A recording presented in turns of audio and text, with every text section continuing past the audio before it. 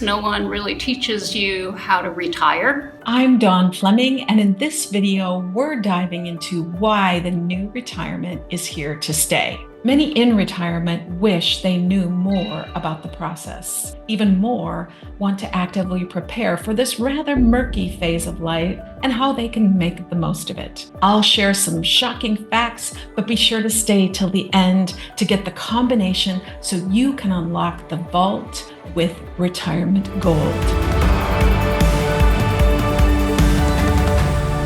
Many believe and are being sold a retirement dream that's all about playing more golf, sitting on beaches, traveling the world, and moving to a warmer climate. Retirement life will be great. That's what the vast majority of people think. But only about 10% of retirees avoid that dark night period of insignificance. Stay till the end and hear the simple strategies that can literally save your life.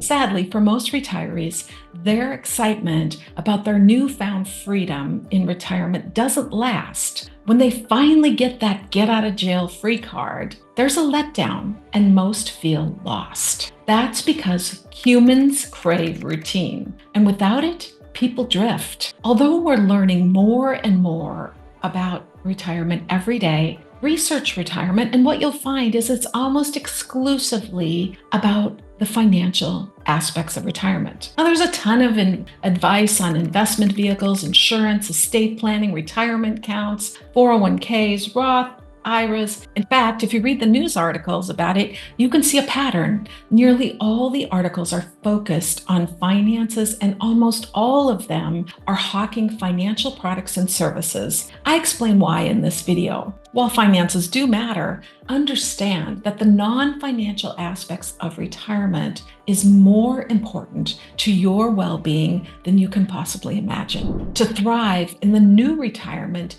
you need a couple of things. One, reasonably good health, which I discuss in this video, and a sound financial status, but not necessarily the $1 million plus nest egg that the financial gurus insist is required. Now I know you're thinking, okay, Dawn, what do I focus on next after my basic needs are met? We'll get to that in a moment. But what will happen, and it could be shorter or longer, depending on you, but eventually about 85% of retirees ask this question. Is this it? Is this all there is? The shiny luster of the me-driven, I'm on vacation stage of retirement begins to tarnish. Instead of relishing retirement, it can be hard to find a reason to even get out of bed. Now, I interviewed Dr. Riley Moynes, author of the book, The 4 Phases of Retirement, and he has a TED Talk of the same name, which has nearly 3 million views. There are links to both in the description below. He started researching retirement when he went through the painful cycle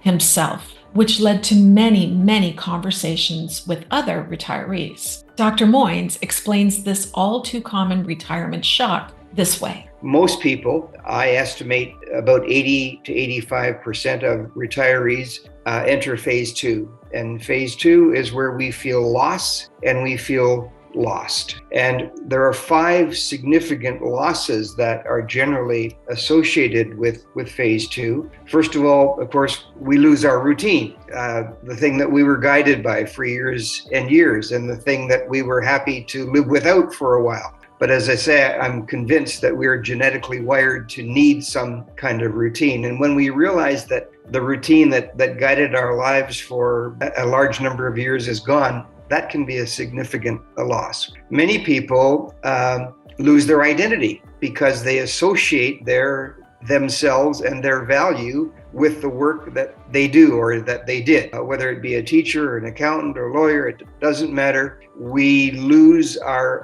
identity to some degree, and that can be a significant loss added to the loss of the routine. Thirdly, we lose a number of the relationships that we may have established throughout our working career, some of which would have turned into good, solid friendships over a period of time, and all of a sudden they are gone as well. For many people, there's a sense of purpose that comes from their jobs, from their callings, and it makes them want to get up in the morning And when they lose that sense of purpose, it just adds another significant loss. And for some people, depending on their situations, they may have acquired a significant amount of power, whether it be financial power, maybe over personnel, whatever it might be. But all of a sudden, those 5 things that are or were significant to us are gone. Now, we don't see them coming. We don't realize it's going to happen. And the fact that they happen all at about the same time makes us feel like we've been hit by a bus. And these significant things just pile up and can put us into a state of depression. In fact, the Mayo Clinic has indicated that their research shows that there's about a 40% likelihood that during retirement, we will demonstrate some aspect of clinical depression. It can be very, very traumatic for many, many people. So, get ready for it. And I often use the term buckle up. This is what's going to happen. Be ready for it and just kind of deal with it. Now, the second stage or phase of retirement in Dr. Moyne's framework can be a very dark period, a low point in life with higher rates of divorce, addiction, and even death. It's what follows that I'm on vacation stage, which he describes as phase 1. This phase 2 dark night of retirement often culminates in this moment of reckoning with the initial clarity of, I just can't go on like this. Something has got to change. The good news is it does move you along to the next phase. And this could be the secret to your happy retirement, because then a search for answers ensues. After that moment of reckoning, it leads to experimenting as you bumble and stumble through all this alone, because as Lorna says, no one teaches us how to retire. No one hands us a manual how to retire that shows us the way. Although there is a link in the description to a free roadmap and a training video that can help you get started. Now, if you are in the vast majority of people who go through this loss and lost phase, you want to pass through it quickly, right? You don't want to be bumbling and stumbling along in the dark for long. You want to go through it as fast as you possibly can. But it's even better if you know it's coming before you retire. Then you can make a plan for it. In other words, become just as proactive in planning for the non-financial aspects of your retirement as you are for the economic side.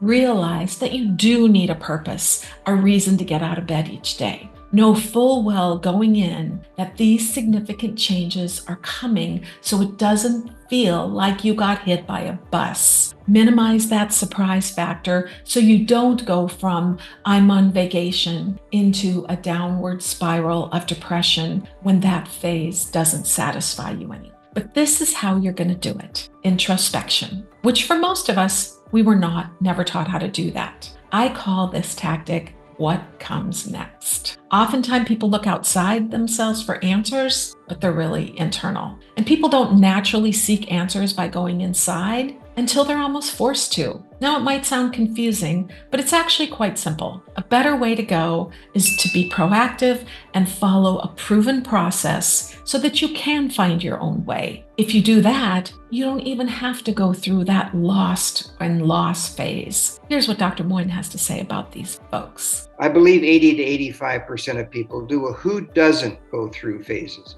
And the 4 phases. And my experience points out two groups in particular.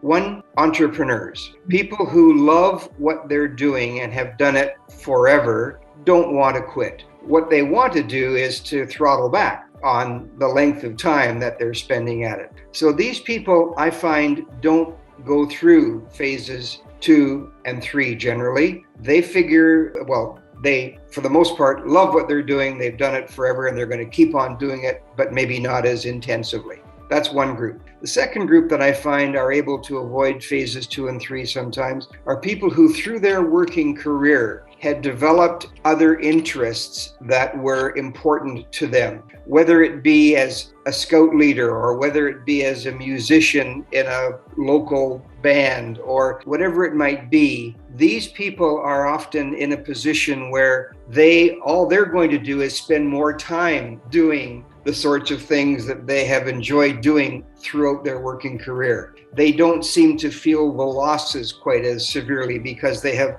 kind of something else to fall back on, as it were, or something else that gives them enjoyment. So those would be two groups, I think, that represent perhaps 10% of the retiring population. Now, during our interview, we discussed the fact that side gigs have become very, very popular and that these can serve as a bridge to help people retire. Starting some sort of side gig that you're passionate about can put extra money in your pocket, and then you've got something to work on as you move into the retirement phase. By learning smart strategies before you retire, you can be in that 10% of retirees who know what's coming and are prepared and have planned for it, thereby expanding the possibilities of this exciting period of life. No one really teaches you how to retire, and so I thought I needed to put some time and energy into planning that, to look at all of the possibilities, that it really expanded my possibilities for how to spend the next 5 to 7 years of my life as I wind towards retirement.